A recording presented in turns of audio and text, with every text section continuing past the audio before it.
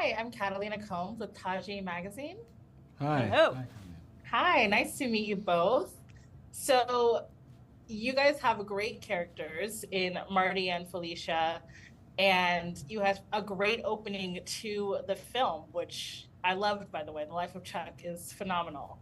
So, diving in, Chiwetel, I'd like to ask you, how do you think we, people as a whole, would react to an end of the world event with the loss of the internet, the loss of phones, the breaking up of California?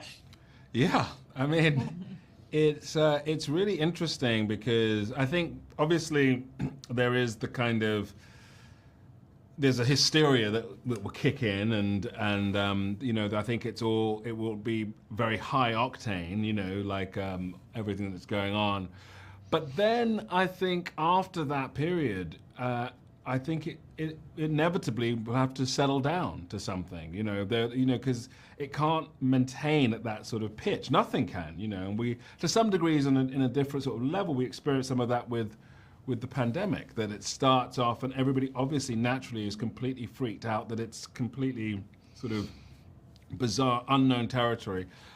But within a few weeks, everybody sort of settles into the rhythm of it, a little bit, and that's where this story kind of picks up, is where people are kind of they've still got to get on with their day, they've still got to figure out what they're going to do, and it's Wednesday, and what are you going to do? You've got to do something, whilst you're waiting for everything to completely fall apart, and I think there's something there's a mundanity to that, but there's something that also is emotionally connective and honest about it, about reaching out to the people that matter to you, and the care to have those kind of conversations that maybe you weren't ready for.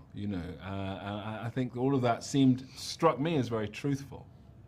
Yeah, I agree. Absolutely agree. And Karen, I'm wondering what new perspective on life did portraying Felicia really give you? Because you play a doctor who, their whole motto is saving lives. And at this point, like, there's no point. Yeah. It was really interesting to kind of examine that within myself. Like, what would that feel like? And I guess I ended up with a lot of admiration for the character because everyone around her was giving up and she is still holding on and trying to help people and fulfill what she feels is her purpose in life. And I think there's something really admirable about that. But it's just also weird to ask yourself what it might feel like if it's the end of everything, and what would I do and how would I feel? And it was a really interesting experience for me. Yeah. So I'm an English nerd, and Walt Whitman's poem "Song of Myself" runs through this entire film. And so, based on what that poem symbolizes, I would like to ask both of you, and I'll start with you, Karen. What's something you truly celebrate and embrace about your own individuality? Oh, gosh. Maybe I could afford to do that more, actually. Maybe that's what I'm learning from this interview. I think, when I was younger, I desperately didn't want to be different in any way. And so I would want to conform and mold myself into what was normal and unremarkable so I could blend in. But as I've gotten older, I'm like, no, I think actually you can enjoy being your own individual person, and I've been trying to sort of, yeah, not suppress those instincts anymore, and just be who I am and unapologetic about it, I suppose. Yeah. And what about you, Chiwetel?